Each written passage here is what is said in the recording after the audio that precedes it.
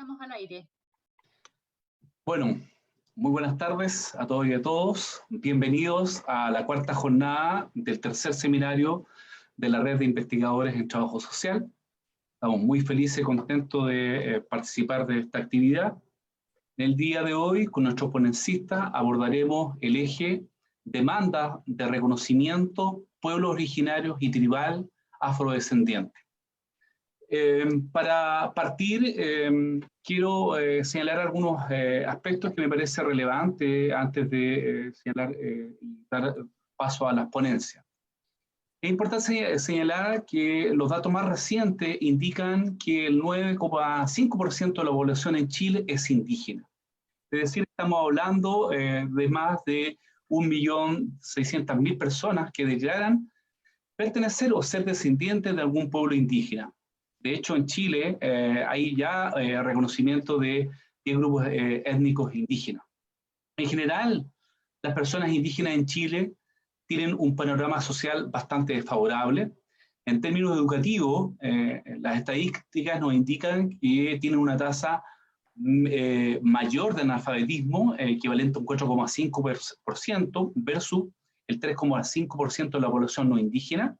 Este porcentaje, de hecho, aumenta si miramos en la población rural, llega a un 8%, y se agudiza si analizamos incluso población de mayores de 60 años. En el ámbito económico, el ingreso promedio del hogar de personas indígenas es bastante igual, por debajo de personas no indígenas. Y los antecedentes de la CACEN del año 2017 marcan claramente que la pobreza y la exclusión social son mayores en la población indígena a nivel nacional. La posición histórica de los pueblos indígenas en el marco del Estado Nacional ha sido siempre asimétrica, según lo indica Hernández en 2019. A pesar de que ellos y ellas tienen presencia en este territorio de tiempo precolombino, su manejo social y cultural del medio natural y humano siempre ha sufrido cambios a través del tiempo. Estas colectividades han tenido que sufrir además una dura interacción con entidades políticas que muchas veces los superaron en poder, subordinando su modo de vida y cultura, además de ser un objeto de las políticas de segregación, de homogeneización, de asimilación, de integración y exclusión, con zonas hasta el día de hoy militarizadas y en procesos permanentes de migración forzada. No obstante lo anterior, ¿cierto? Ellas y ellos mantienen vigentes sus demandas históricas de justicia socioeconómica y culturales centradas en reivindicaciones que hasta el día de hoy siguen vigentes.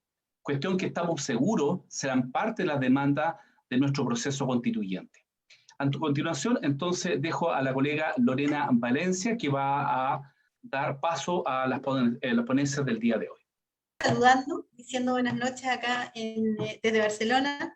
Buenas tardes en Chile, a todas, a todos y a todos. Y vamos a partir con el video que nos presenta el profesor Samuel Pozo Alfaro, que es licenciado en Trabajo Social, magíster en Gestión y Políticas Públicas de la Universidad de Tarapacá, magíster en Intervención e Investigación del Trabajo Social por la Universidad de Santo Tomás, y es académico de la Escuela de Trabajo Social de la Universidad de Tarapacá. Buenas tardes a todos y a todas. Mi nombre es Samuel Pozo Alfaro, afrodescendiente de profesión trabajador social, en la actualidad docente de la Escuela de Trabajo Social de la Universidad de Tarapacá.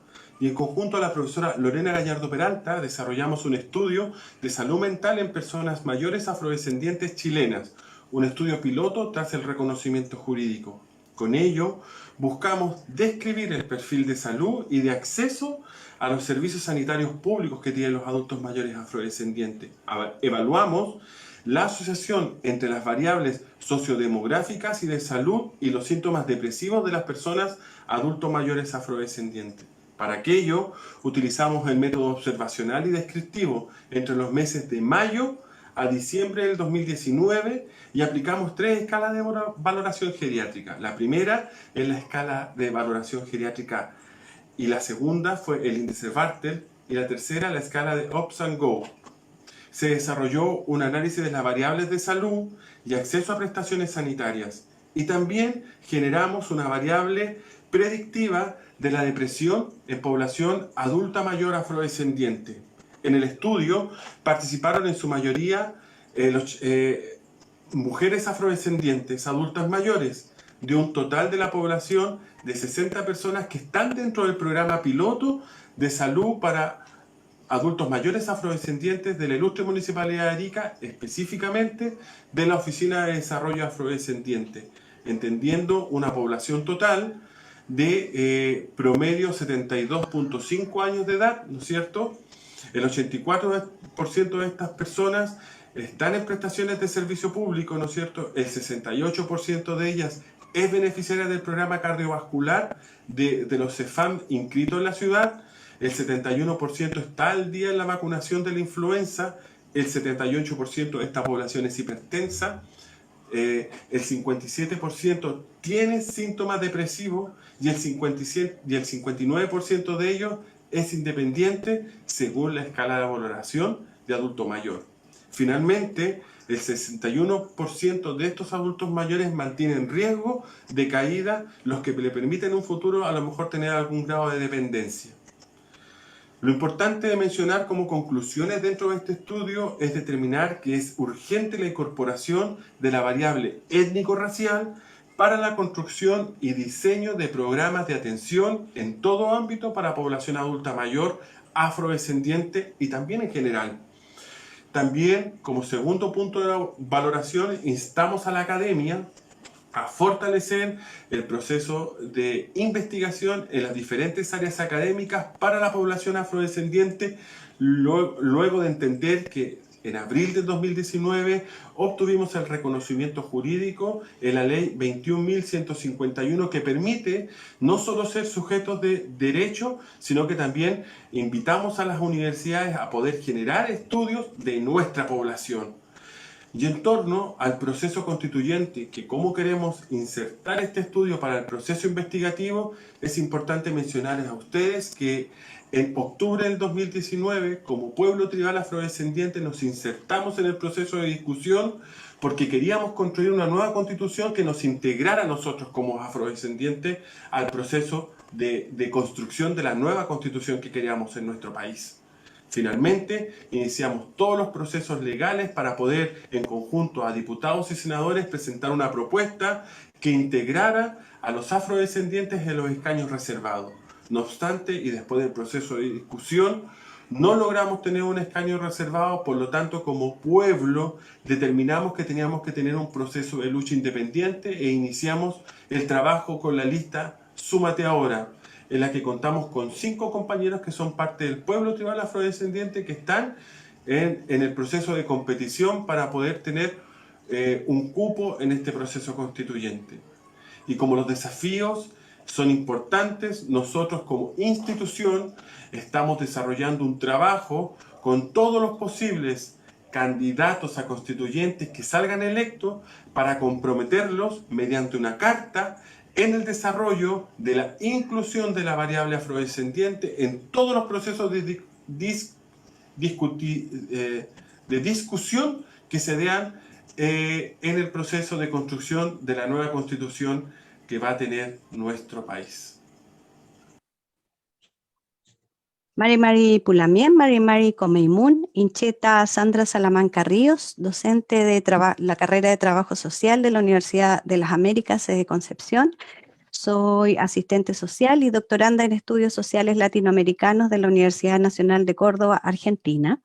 Además soy una mujer profesional mapuche que está llevando a cabo una investigación con estudiantes mujeres mapuche de la carrera de Trabajo Social de la Universidad de las Américas, donde a partir de esa investigación que estamos desarrollando, hemos podido incorporar en el proceso de investigación a partir del objetivo que se menciona, conocer las demandas sociales que realizan las mujeres mapuche universitarias de trabajo social hacia su propio pueblo y hacia el Estado de Chile.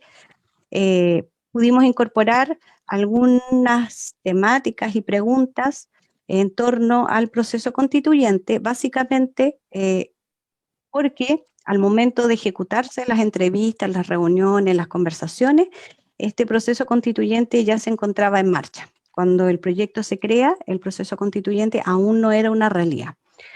Quisiera contarles que las mujeres mapuche, estudiantes universitarias Pulamien que participan, son estudiantes de primer a cuarto año, en su mayoría primera generación de profesionales provenientes de zonas urbanas y rurales, cuando son rurales, de zonas rurales, pertenecen en general a comunidades mapuche, donde su autoidentificación está dada por el territorio, todas viven en la región del Biobío o Gulumapu y por el Copán o linaje familiar, conservando en su gran mayoría el apellido mapuche, aunque quienes no lo posean lo manifiesten como una pérdida bastante sentida. La metodología de investigación es etnográfica a partir del NUTRAMCAM, que es una conversación colaborativa, y también es un ejercicio de investigación activista a través de la Colabor, que me permite, al menos a mí, poder también poner de manifiesto las tensiones en las cuales, ¿cierto?, navego para justamente desarrollar estos procesos investigativos. Que obviamente se entienden en torno a la construcción de un conocimiento colectivo con una intención política explícita y al servicio de procesos críticos y de transformación social, siguiendo la línea de Marisa Ruiz Trejo. Algunas interrogantes que nos planteamos en esta etapa de la investigación tiene que ver, bueno, si es que debería existir reconocimiento constitucional a los pueblos indígenas y en particular siempre ronda toda la temática en torno al pueblo mapuche, si es que las mujeres deberíamos tener derechos propios o particulares, si es que hay cambios entre los derechos que se reivindican en el proceso constituyente de este año versus el que se llevó a cabo durante el año 2016 a propósito del proceso participativo constituyente que se hizo en la región en esa época. Y por último, ¿qué expectativas tienen ellas en torno al tiempo posterior del proceso constituyente? Nuestro marco teórico conceptual está dado por el ASMAPU o Derecho Mapuche, por los convenios, declaraciones y tratados firmados por Chile en materia de derecho, por los feminismos territoriales, por la teoría de la colonialidad, en particular la colonialidad del saber, por las teorías de demanda social, en particular con fuerte influencia de Sibech y de Laclau,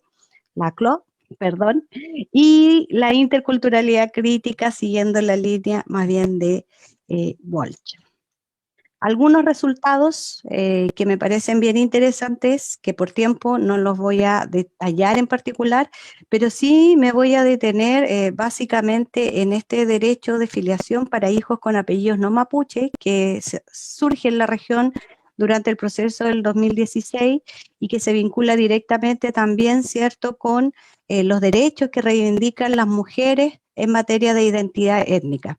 Es interesante ese derecho en particular básicamente porque entra en tensión con el ASMAPU, el cual la afiliación es patrilineal, pero además, ¿cierto?, nos permite interpretarlo desde los feminismos territoriales en torno a la conformación de la identidad de género en las mujeres mapuches, estudiantes de trabajo social universitaria.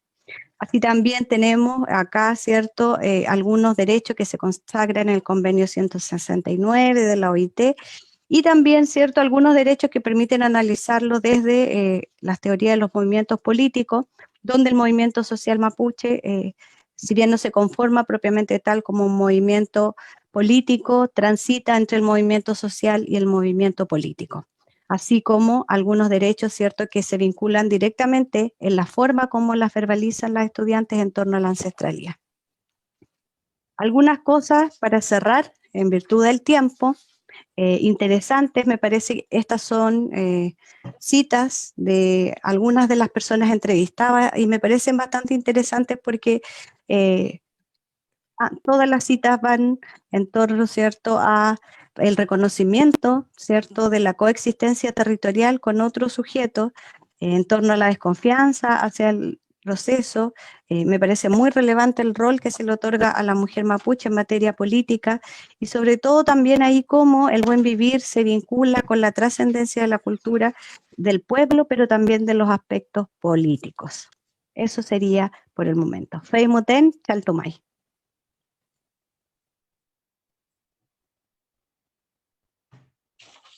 Muchas gracias, Sandra. Vamos a ir con nuestro tercer video y el último, pero no menos importante. Vamos a presentar a la profesora Viviana Rodríguez Venegas. Viviana es trabajadora social, licenciada en Trabajo Social, magíster en Gerencia Social y doctoranda en Estudios Sociales de América Latina de la Universidad Nacional de Córdoba. Es académica del Departamento de Trabajo Social de la Universidad de Atacama. Las invitamos entonces a ver el video de Viviana. Viviana, prende tu cámara para que te podamos ver. Ahí. Primero que todo, un cordial saludo a las y les organizadores de este evento académico, a mis colegas, amigos y amigas. Tengo el honor de estar presente en el tercer seminario de investigadores e investigadoras en trabajo social con la exposición Mujeres indígenas en el foco de la política, el caso de las mujeres de Diaguita, Coya y Chango en el proceso constituyente. Este es un tema sobre el cual estoy trabajando arduamente, ya que forma parte de mi tesis doctoral, cuestión por la cual me encuentro en comisión de estudios en la Universidad Nacional de Córdoba, Argentina. La presente propuesta investigativa está situada desde una mirada cualitativa, bajo el método biográfico y análisis documental, cuyo trabajo de campo está en ejercicio, por lo que los resultados actuales son procesuales, mas no definitivos. En el actual escenario constituyente quiero analizar la acción jugada por las mujeres indígenas de los pueblos Diaguita, Coya y Chango, que participan como candidatas constituyentes por los escaños reservados de los pueblos indígenas. Actualmente estoy en la labor de análisis de las trayectorias sociales y políticas que les ha permitido representar a sus pueblos en los actuales debates constituyentes, a la par indagando en las coyunturas y o problemáticas que vivencian y observan en sus pueblos y en los territorios que cohabitan, igualmente profundizando en las dificultades que han tenido que sortear como candidatas constituyentes, recogiendo sus propuestas, por supuesto, para la nueva constitución política en el marco de la construcción de un nuevo Chile plurinacional, pluricultural y plurilingüe. Primero, hay que señalar que las 10 mujeres participantes poseen trayectorias reconocidas social y culturalmente al interior de sus pueblos y comunidades. Cuentan con una trayectoria política de entre 20 y 30 años principalmente, siendo presidenta de sus comunidades y organizaciones indígenas. Además, poseen un destacado protagonismo en los procesos de reetnificación y etnogénesis de sus pueblos. Igualmente, hay que destacar que participaban escasamente de la escena política formal, más mediante el estallido social y sus actuales consecuencias sociopolíticas les ha permitido posicionar sus discursos y actuales acciones políticas para agenciarse como candidatas constituyentes. En este mismo sentido, al enfrentarse a una candidatura de este tipo, les ha permitido entrar a la escena política formal, mencionándome que no se han sentido totalmente cómodas, en que las han querido encasillar en posturas partidistas, en lógicas egoístas incluso. Además mencionan casos de divisiones al interior de los pueblos al enlistar la candidatura más idónea, bajo una especie de medición de los valores de la indianidad. Con respecto a las dificultades que han tenido que sortear, plantean 3 cuestiones principalmente: la insuficiencia del número de escaños para los pueblos indígenas y las discusiones dadas desde el inicio, estableciendo que muchas de ellas han sido irrespetuosas, racistas y discriminatorias, cuestiones que se han mantenido hasta la actualidad. Una segunda cuestión lo explica claramente Marta Rodríguez, candidata constituyente del pueblo Chango, en el que dice: ha sido un proceso constituyente con muchas trabas. Esto debería llamarse engaños reservados. Igualmente adicionan los escasos fondos de financiamiento, las dispares oportunidades de difusión e inscripción de candidaturas. Por último, las dificultades de movilidad a raíz de la pandemia, por lo que han tenido que adecuarse a realizar campañas desde redes sociales, cuestiones que no han dejado de ser complejas para muchas de ellas. Las propuestas como candidatas constituyentes de los pueblos Coya, Diaguita y Chango podrían resumirse en un Estado plurinacional que integre las culturas y cosmovisiones de los pueblos indígenas, a la par que sea un Estado garante de los derechos para todas las personas indígenas. Por tanto, recalcan en el reconocimiento constitucional de los pueblos indígenas como pueblos preexistentes, en el que se registran los derechos consuetudinarios como los derechos ancestrales de habitar un territorio antes de la conformación del Estado-Nación. Allí, la garantía de los derechos territoriales. Estos implican una autonomía y libre determinación para elegir la forma de vivir y una mayor participación en la toma de decisiones de los territorios que cohabitan. A la par, consignar en la Constitución los derechos de la naturaleza, de la Pacha, frente al extractivismo voraz que se vive en nuestra territoria. Con respecto a los derechos políticos, contar con un Ministerio de Pueblos Indígenas que posea representantes y representantas indígenas y un Consejo Nacional de Pueblos que actúe como fiscalizador y contraparte. Además, señalan la importancia de mantener los escaños reservados en todas las elecciones públicas, siendo esto solo el inicio para posicionar a las candidaturas indígenas. Como conclusiones preliminares, podemos decir que las dinámicas sociales y alcances políticos permiten observar las cuestiones de género y poder, género, interculturalidad y las relaciones, por supuesto, Estado, pueblos originarios, mujeres, ¿sí? Desde una perspectiva interseccional, por lo que invita a reflexionar en la acción política que desarrollan mujeres indígenas en dos direcciones en este escenario. Uno que privilegia la demanda y reivindicación de los derechos colectivos y la autoafirmación étnica de todos los pueblos indígenas, y otro que privilegia la demanda y reivindicación de derechos de su pueblo principalmente. Igualmente plantean una lucha organizada y sostenida contra el extractivismo minero por la zona en la que estamos, el vivir en territorios sacrificados en interrelaciones y dinámicas sociales centradas en lógicas patriarcales, capitalistas y coloniales. Por tanto, la vulneración de los derechos de las mujeres y los derechos de la naturaleza se han ligado como procesos entrelazados, cuestiones que desean traspasar a la discusión constituyente. Además, establece que ha sido fundamental para reposicionar el rol de las mujeres indígenas, impulsando estos procesos de incidencia política en cargos que han sido históricamente para varones. Sin embargo, denuncian que ha sido un proceso en el que han vivenciado situaciones de discriminación, machismo y menosprecio por ser mujeres indígenas, teniendo que sortear situaciones difíciles y muchas veces hasta violentas. Quisiera finalizar mi exposición con las palabras de Gabriela Calderón, candidata constituyente del pueblo de Aguita, que dice: hay un antes y un después para las mujeres indígenas, para nuestros pueblos. Esto ha permitido revitalizar la cultura, pero también empoderarnos. Empoderar a los pueblos indígenas, que su opinión y decisión política es importante para asegurar los escaños reservados. Bueno, yo sigo en estas discusiones y coyunturas. Espero que haya sido del gusto de todos y todas. Gracias por su atención.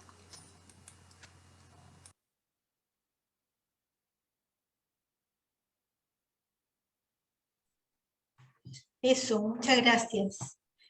Bueno, atendiendo además que esta es una mesa particularmente interesante y también nueva, emergente en los espacios de investigación de trabajo social, tenemos en esta oportunidad 3 presentaciones.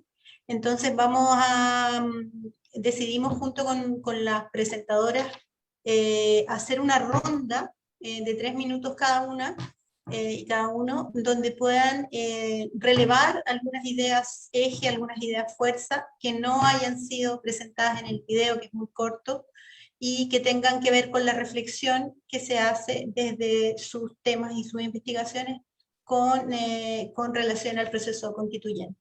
Si les parece bien, vamos a hacer la misma vuelta, partiendo por Samuel, luego con Sandra y con Viviana. ¿Vale? Entonces, Samuel, tienes tus 3 minutos. Muchas gracias. Bueno, buenas tardes a todas y a todos, compañeras, compañeros, ¿no es cierto? Muy emocionado de participar en este tercer seminario de la Red de Investigadores Sociales. Para mí es importante, primero como profesional del trabajo social, pero también como afrodescendiente, abrirnos en los espacios que comúnmente las temáticas no son investigadas. Entonces, cuando tenemos un panel que habla de los derechos de los pueblos e incorporan a los afrodescendientes, hablamos de una apertura a la discriminación estructural que históricamente ha existido en la academia, que ha alejado el estudio de las poblaciones afrodescendientes de todo el espacio académico, ¿no es cierto? Y yo quiero tomarme de las palabras que Abel dijo en un principio, donde hablaba y hacía apertura de todo este proceso investigativo, y hablaba de antecedentes estadísticos de la población indígena. Evidentemente para nosotros los afrodescendientes es mucho peor. No existimos en las estadísticas locales. Solo los ariqueños tenemos un estudio de población afrodescendiente desarrollado por el INE en el año 2014, donde se señala que somos el 8,5% de la población. No obstante, después de todos los procesos de lucha política, hoy día se ha instalado la variable afrodescendiente para la ronda censal del 2023, que creo que va a ser un interesante porcentaje de población que va a determinar nuestro pueblo al ser incorporado a esta ronda censal, que va a permitir que el Estado pueda hacerse responsable en la creación de políticas públicas. Luego de la creación de la ley 19, de la determinación, ¿no es cierto? Y la creación de la ley 21.151, nosotros hemos estado en nada. Nuestra ley hoy día es un papel porque el Ministerio de Desarrollo Social no ha querido generar los reglamentos que van a poder dar utilización a esta ley para nuestro pueblo. En términos de eso, ha sido súper complejo cómo el pueblo tribal afrodescendiente se ha podido incorporar a este proceso constituyente. Yo lo decía en mi video, se presentaron 6 propuestas de inclusión de escaños reservados. De esas 6 propuestas, solo 3 incluían a los afrodescendientes. De esas 3, ninguna fue escuchada, solo se generaron los escaños reservados para los pueblos originarios, no considerando la tribalidad y la importancia del convenio 169 en la creación de nuestra ley. Por lo tanto, determinamos como pueblo generar una lista independiente, que si bien es cierto no pudimos lograr la participación de un escaño, hoy día como trabajo político no hemos determinado acercarnos a cada uno de los constituyentes electos y que hagan y desarrollen un compromiso tácito, ¿no es cierto?, con todo el pueblo para la incorporación de todas las variables que tengan que ver con temáticas de pueblos, la incorporación de los afrodescendientes como un pueblo tribal chileno perteneciente y reconocido. Y también apostamos al reconocimiento constitucional no solo de los pueblos originarios, sino que de los pueblos originarios y tribales, porque yo creo que desde el discurso tenemos que incorporar siempre al pueblo tribal afrodescendiente. Eso.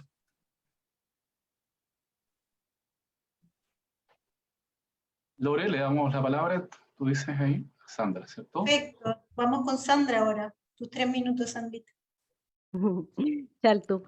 Mari Compuché, agradecer el espacio y agradecer también la posibilidad de traer voces, a lo mejor un poquito disidentes de lo común que estamos, ¿cierto?, de lo que se habla en estas mesas. Quisiera empezar con una cita de Nina Pacari que dice: son pueblos que se han abierto camino a codazos que hoy en día abrigan mucha esperanza y confianza en las propias posibilidades de una entidad colectiva que al fortalecer sus identidades y convivir con otras puede dar luz a nuevos amaneceres. Me parece bien relevante porque en realidad es una cita de una autora, de una académica, pero también es una cita que coincide totalmente con lo que verbalizan las mujeres con las cuales yo me vinculo, con las cuales yo me relaciono, que en este caso son mujeres estudiantes de trabajo social de la Universidad de las Américas. Y me parece bien interesante porque además reivindica la posibilidad de crear nuevas relaciones y vínculos sociales, políticos, culturales, en materia de derechos, pero sobre todo también porque permite cuestionar las propias pautas culturales, ¿no?, los propios derechos. A mí me parece súper relevante a partir de los discursos de las mismas mujeres, de las mismas Lamien, reconocer la posibilidad, ¿cierto?, primero de reconocer el derecho como parte de un pueblo, como parte de una cultura y por lo tanto también modificable, ¿no? Y descolonizar desde este punto de vista también la mirada hacia el estereotipo en cuanto a las MAPU, ya como algo, yo diría, casi sagradamente místico y que por lo tanto no resiste mayor crítica ni análisis por parte de quienes somos susceptibles y de ser, ¿cierto?, configuradas como, podríamos decir, ciudadanas pertenecientes a dicho cuerpo legal. Me parece súper interesante, entendiendo que las MAPU es una estructura social propia y una forma de resolver los conflictos que se presentan en el interior. Esta definición es de María del Rosario Salamanca. Me parece interesante que las mujeres, ya desde el 2016 en la región del Biobío, cuestionaran el derecho de filiación y por lo tanto el nombramiento de los hijos. Hoy en día tenemos una ley que va a permitir determinar qué apellido se pone primero. Y estamos hablando entonces que en esta reivindicación del cupalme, o sea, de la raíz que da origen, de cierta manera, a la identidad mapuche, se pudiera, podríamos decir, producir un terremoto desde el punto de vista que siempre esta raíz ha sido por el linaje paterno. Y nos damos cuenta que las mujeres ya pedían, ¿cierto?, reivindicar este derecho como parte de sus derechos propios. Otra cosa que es bien interesante tiene que ver con que ellas digan expresamente esto de la autonomía propia, ¿no? Esto de luchar libremente sin prejuicios, luchar por validar a la mujer mapuche de igual importancia que cualquier persona en esta sociedad. Esto es interesante porque da cuenta de este entronque patriarcal al cual ellas hacen alusión desde el punto de vista no solamente de cómo se transmite la identidad en la cultura mapuche, sino también en torno al matrimonio, en torno al territorio donde se va a vivir la mujer y también, ¿cierto?, en torno a cómo nos autodefinimos. De hecho, una de las lamien estudiantes se autodefinía como mapuche y feminista y nos interpelaba a remirar conceptos como el buen vivir y la complementariedad desde miradas, ella decía, más modernas, ¿no?, más actuales. Otra cosa que me parece muy interesante tiene que ver con esto de la colonialidad del saber y cómo las mujeres la sienten como una opresión. Las lamien nos decían, tenemos la obligación de aprender español, sin embargo, ellos no tienen la obligación de aprender mapuzungún, habitando un territorio históricamente mapuche. Creo que eso es bien, bien interesante porque también interpela no solamente a la universidad desde el punto de vista de cómo hacemos un diálogo de saberes en torno a epistemología indígena y no indígena o afro, como decía Samuel, sino también a cómo, ¿cierto?, validamos y reconocemos este conocimiento de una manera, ¿cierto?, como un otro válido y legítimo. Ya decían, normalmente lo que sucede es que para el Huetripantu nos hacían ponernos unas latitas y sería como ese el reconocimiento, y en la universidad la verdad es que no hay mucho reconocimiento al que seamos mujeres mapuches. Y por último, para cerrar, creo que es bien interesante también el hecho de que las mujeres cuestionaban, y de ahí su miedo, si en verdad el Estado es posible de ser despatriarcalizado y descolonizado. O sea, ellas dicen, incluso algunas decían, no hay vínculo, no hay relación entre el Estado chileno y las demandas de las mujeres mapuches porque ni siquiera nos ven. Entonces, eso yo creo que es bien interesante también, porque a pesar de desconfiar, siguen apostando por el diálogo, ¿no? Se sigue apostando por poner en común estas miradas diversas con respecto a cómo podemos tener una mejor coexistencia. Eso, salto. Vale, Sandra. Ya estaba a punto de interrumpirte, pero súper bien, alcanzamos a decir todo. Excelente. Vamos, Vivi, con tus 3 minutos para que alcancemos a hacer la discusión. Bueno, primero que todo agradecer la instancia, el espacio, ¿verdad?, de poder estar juntas en este tragún, ¿verdad?, de conversación, de estar juntas y juntos.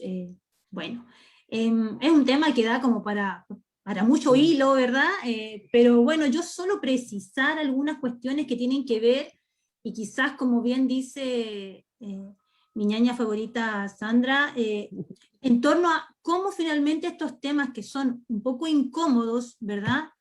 Y si hablamos de la participación finalmente de los pueblos originarios, del pueblo tribal, hay que tener presente que hoy hay en ejercicio una violencia política hacia los pueblos originarios en Chile, hacia el pueblo tribal, a través de una fuerza militar, ¿cierto? En este caso, en una región determinada, que es el Gualmapu, y eso a mí me parece bastante complejo, que obviemos que existe un conflicto y que evidentemente no tenemos que esperar que la Constitución reconozca derechos para que después se comience a legislar sobre las cosas para que se solucionen. No sé si me explico, sino que tenemos que ir pensando hoy en que el Estado tiene que ofrecer garantías sociales de paz y de no violencia para poder levantar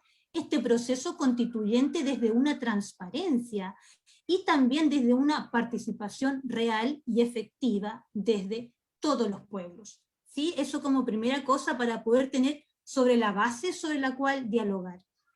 Y también, que es un tema no menor que también viene recogido también desde distintas conversaciones con las mujeres constituyentes, con las que tienen que ver con mi trabajo investigativo, y también con organizaciones de la sociedad civil de las cuales yo participo, es que se garantice efectivamente este derecho a la libertad de expresión y el derecho a la protesta.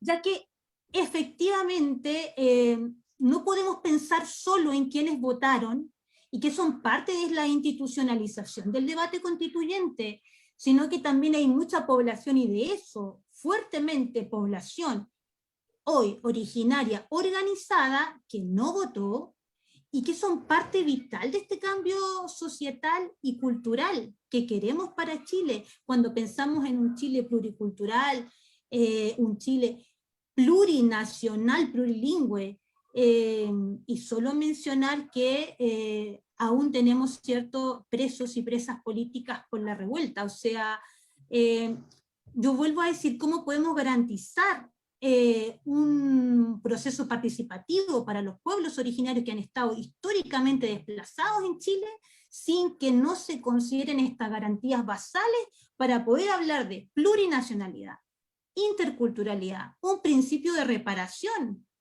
reconocerlas como naciones preexistentes, el derecho a la autonomía, la protección a la naturaleza y por supuesto los derechos humanos y humanas. Eso por mi parte, para iniciar.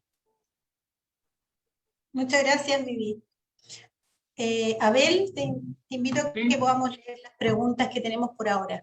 Sí, tenemos ahí algunas preguntas. La idea, estimadas y estimados ponencistas, es que entremos a un diálogo. Yo voy a leer las preguntas, seguramente ustedes las han visto en el chat, pero ahí las vamos a ir compartiendo. Creo que en torno a esto ya debiéramos entre ustedes, nosotros somos más bien los moderadores, pero la idea es que ustedes hagan el diálogo acá, y vamos leyendo algunas preguntas. ¿Qué quieren los pueblos originarios para esta nueva constitución? O sea, ahí es una primera pregunta. ¿Cómo vemos el futuro de los pueblos originarios desde los propios territorios? Hay otra pregunta que me parece interesante. ¿Cómo se están organizando entre los pueblos y en los pueblos? Igual es una cosa importante la mirada entre y dentro de los pueblos. ¿Cómo se integra la mirada interseccional a las demandas de esta nueva constitución? Hay otra pregunta.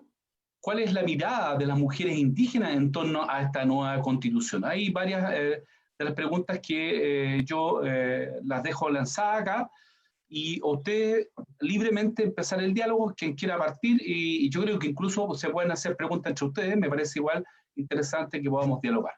Eso, Lori. Vale, nos vemos, Abel, en un rato. Quien quiera abrir el micrófono, chicos y chicas. A mí me gustaría tomar la palabra, si mis compañeras están de acuerdo, y tomarme de cómo se están coordinando los pueblos. Efectivamente, el pueblo tribal afrodescendiente ha empezado un proceso de coordinación con los constituyentes, no solo con los constituyentes indígenas, sino que con el amplio espectro de los 155 constituyentes que tenemos, entendiendo que el pueblo tribal afrodescendiente va a dialogar, ¿no es cierto?, con los constituyentes del apruebo, porque efectivamente ellos son los que quieren generar un proceso de cambio estructural, ¿no es cierto? Aquí es importante poder sensibilizar a estos constituyentes electos sobre cómo ha sido el proceso constituyente para los afrodescendientes después del reconocimiento de la ley y después de la negociación del proceso constituyente. señalando que sí, como lo decía Viviana, vivimos en un proceso de violencia política tremendo, que efectivamente en mi territorio, en la región de Arica, Parinacota, no cuenta con armas, ¿no es cierto?, ni procesos militarizados como lo vive la Araucanía, ¿no es cierto?, el pueblo mapuche y en otros territorios, pero aquí vivimos una violencia política sistemática que tiene que ver con la estructura de poder que el gobierno ha instalado en invisibilizar al pueblo tribal afrodescendiente. En el proceso de discusión, nosotros tuvimos instalada a la ministra Carla Rubilar, ministra del Ministerio de Desarrollo Social y Familia, señalando la inexistencia del pueblo tribal afrodescendiente para el proceso de escaños reservados. Por lo tanto, la violencia política ha sido tremenda para nosotros en torno a todo el proceso de discusión, pero sí va a existir un proceso de coordinación permanente que nos va a permitir generar alianzas de trabajo que apunten a que nosotros y también el pueblo indígena sea reconocido constitucionalmente, donde a nosotros como pueblos, ¿no es cierto?, inferiorizados, maltratados, invisibilizados y queriendo exterminarnos, nos den garantías que permitan el desarrollo libre del buen vivir en educación, en participación social de las mujeres, etcétera, etcétera.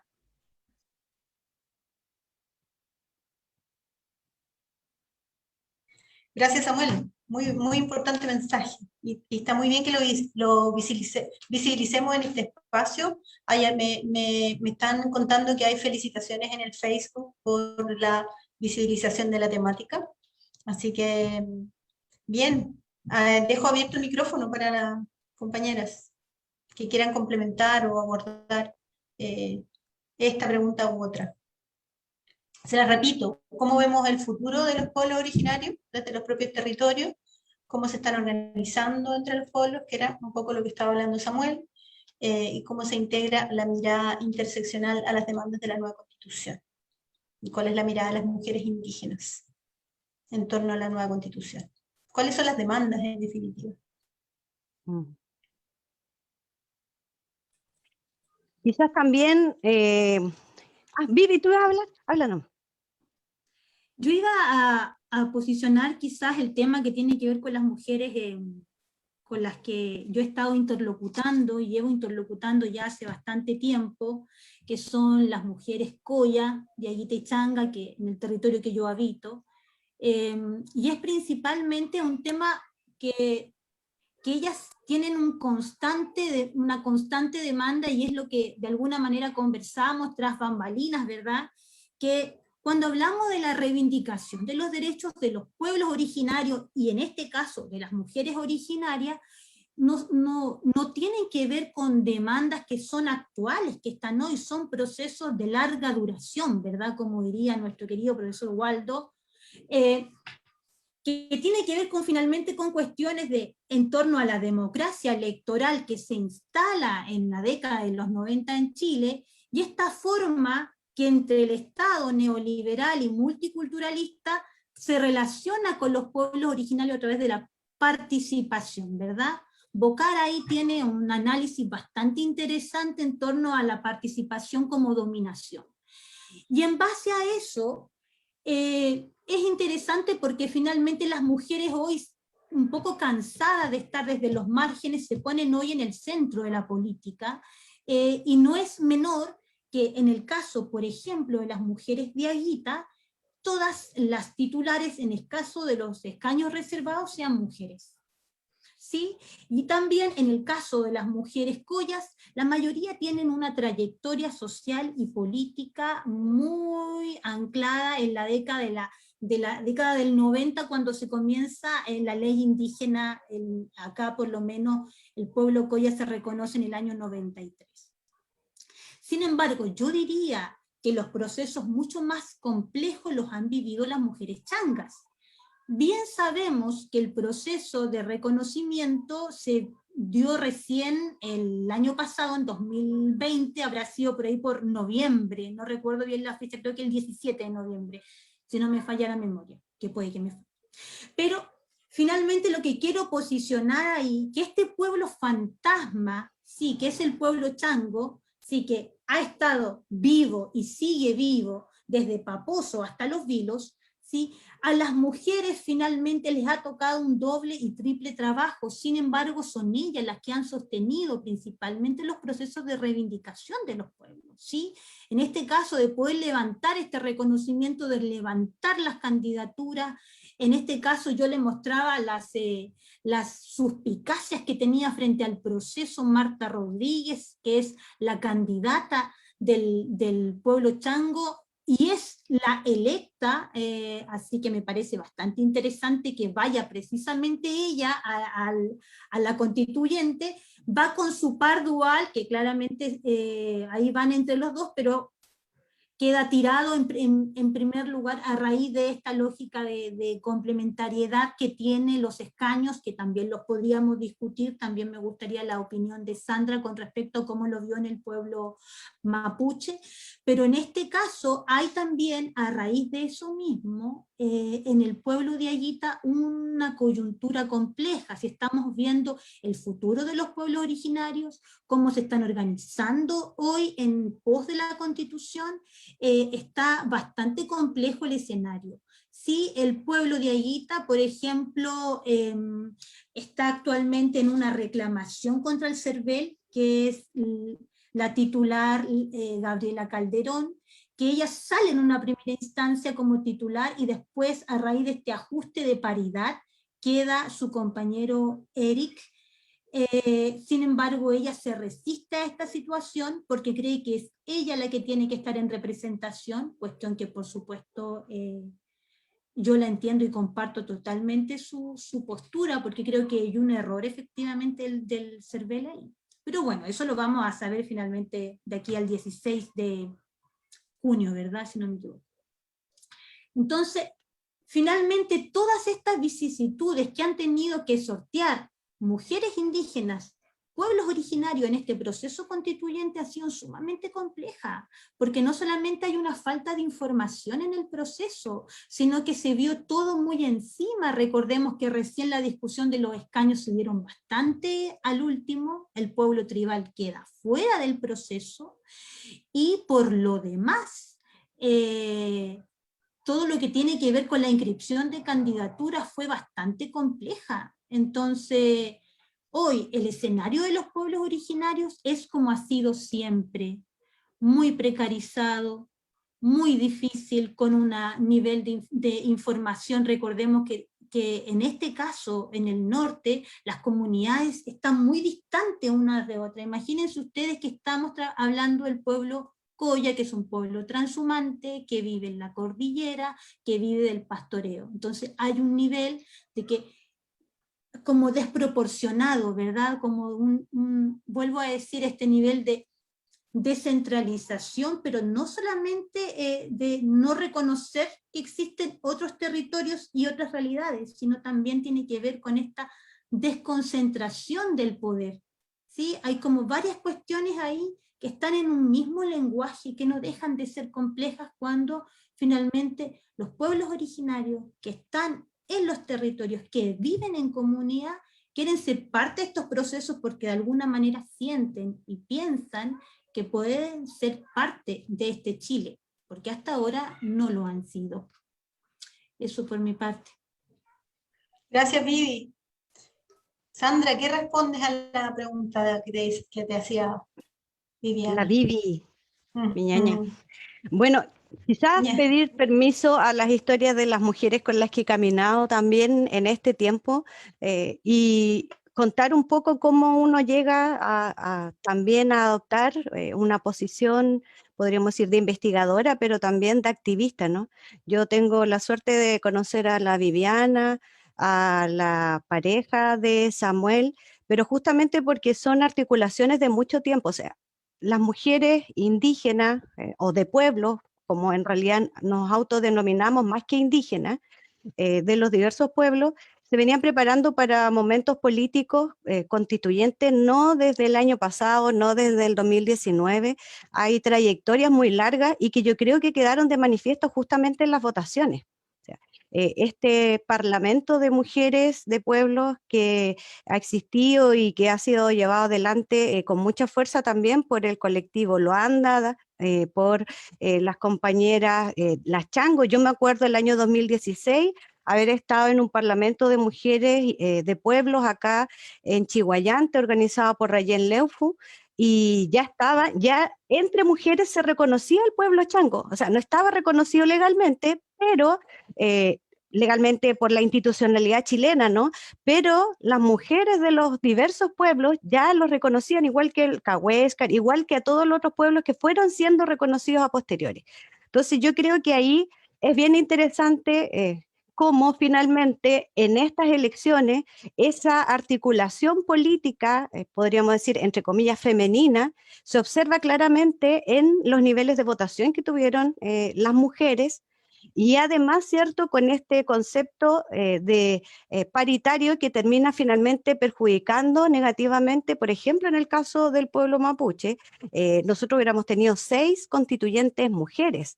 Entonces, eso también da una señal fuerte frente a cómo la academia, los actores políticos han invisibilizado el rol político de las mujeres para la actualización y dinamismo de los mismos pueblos. O sea, cuando nosotros hablamos que como mujeres reconocemos antes a un pueblo, que toda, podríamos decir, el aparataje estatal con sus antropólogos, sus políticas públicas, sus objetos de investigación, etcétera, eso nos está diciendo que hay una capacidad de replantearse las formas de convivencia y las formas de conocer conocimiento entre mujeres, que es muy superior por sobre lo que hoy día tenemos en un estado, ¿cierto?, donde vivimos en situación de colonialidad.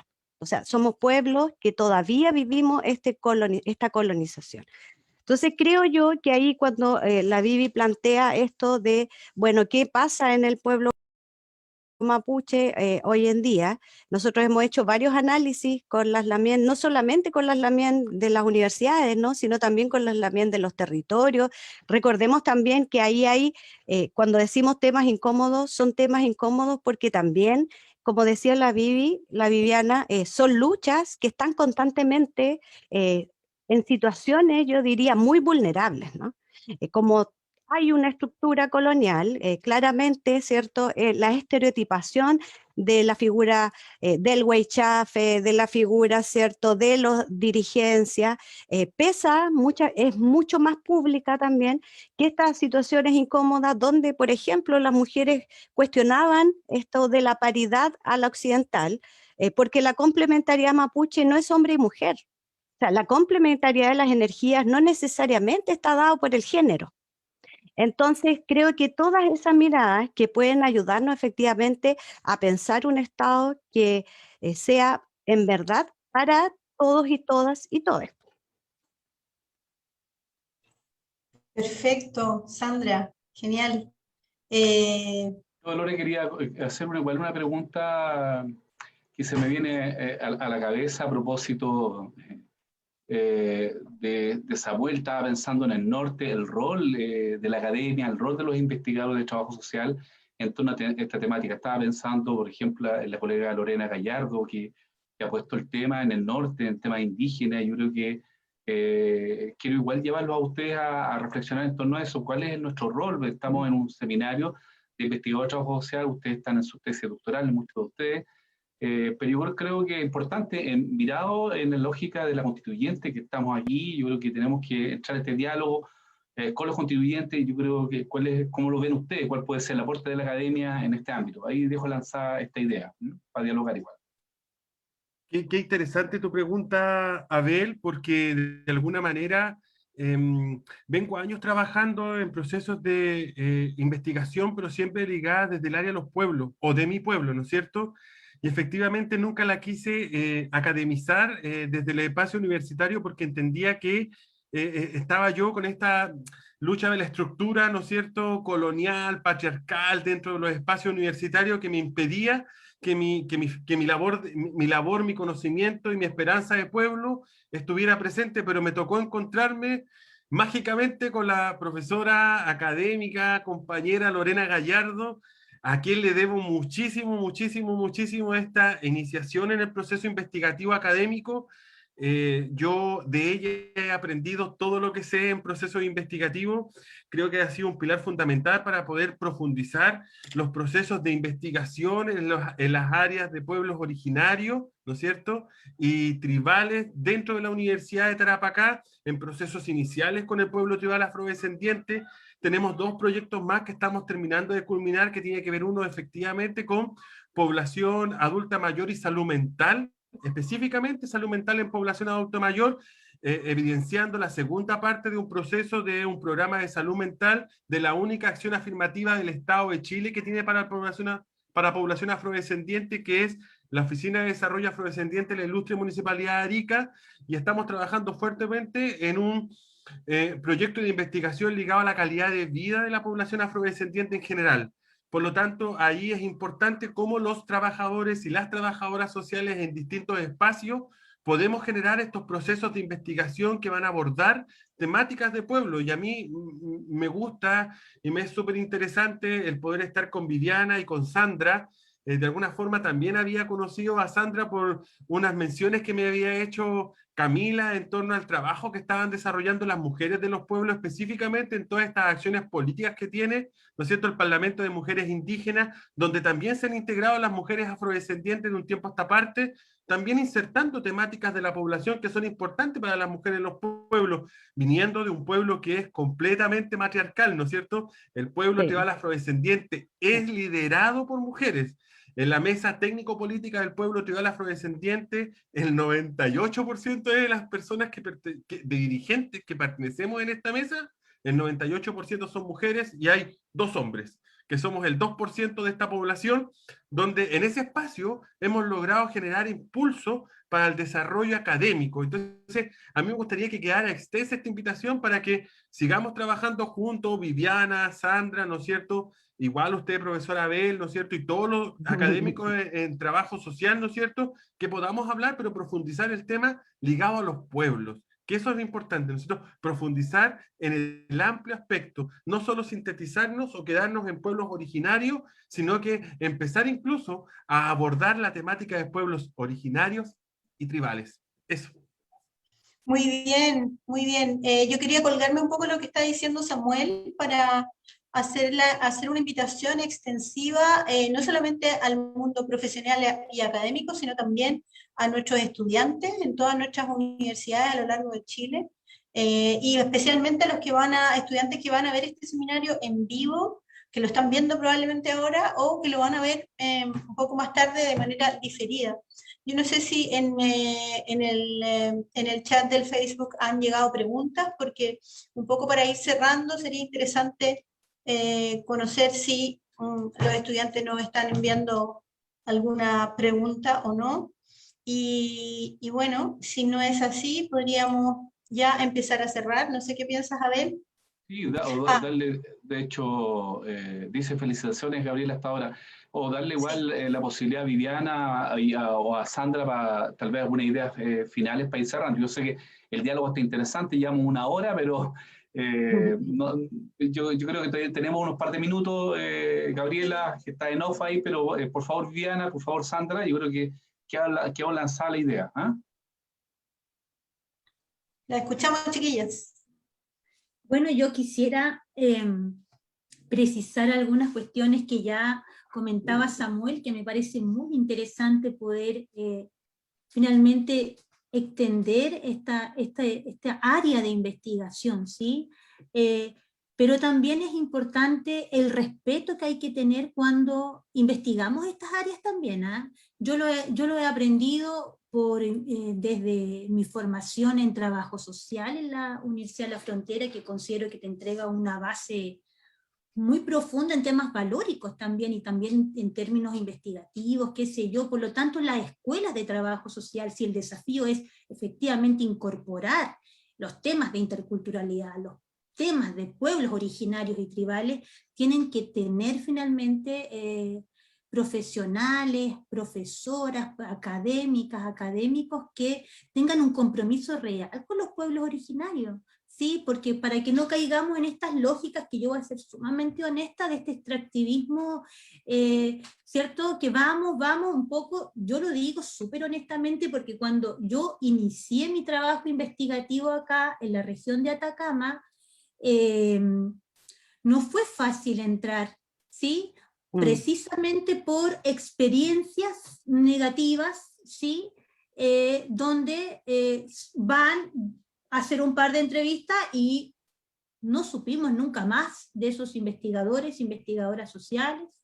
Sin embargo, yo creo profundamente que desde el trabajo social, nosotras, nosotros, nosotres, hay otras lógicas, ¿me entienden o no? Y yo, así como siempre lo digo a mis estudiantes desde la broma, pero también desde la verdad, que a mí me va muy bien presentándome como trabajadora social cuando voy a hacer alguna actividad, ¿sí? Investigativa, de taller, cuando uno comienza a hacer estos primeros acercamientos investigativos, porque en realidad el trabajo social tiene un muy buen acercamiento, ¿sí o no? Porque somos buenas, pues, somos buenos, ¿sí o no?